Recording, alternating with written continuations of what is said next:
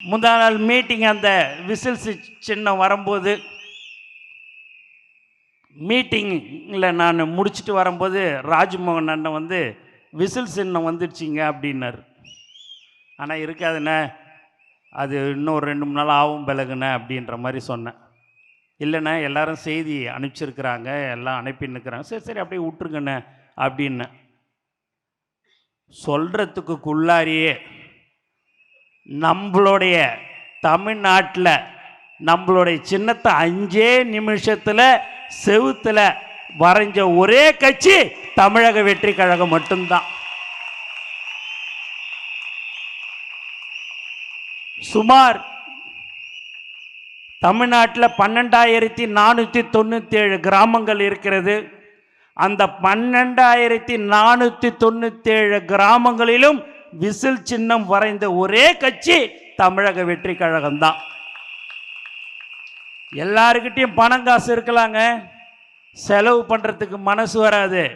ஆனால் தளபதியுடைய தோழர்கள் காசு இருக்குது, இல்லை என் தலைவனுக்கோசம் எதையும் செய்வேன், இப்போ எதுவாக இருந்தாலும் செய்வேன் சொல்ல கொடுக்கிற ஒரு உண்மையான செயல் வீரர்கள் தான் நீங்கள். எல்லாமே நீங்க பார்த்தீங்க அப்படின்னா பணம் இருக்கும், மனசு வராது.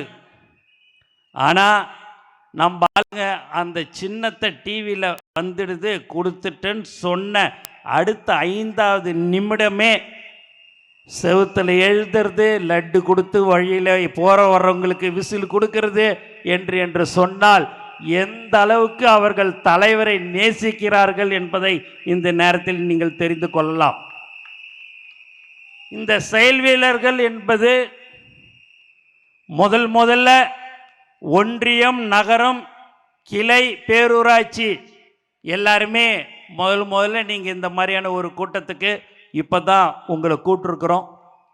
உண்மையாகவே உங்களை பார்க்கும்போது ரொம்ப சந்தோஷமாக இருக்குது. ஏன்னா கன்னியாகுமரியிலேருந்து வரணும் அப்படின்னா 1 நாள் 1.5 நாள் ஆகும்.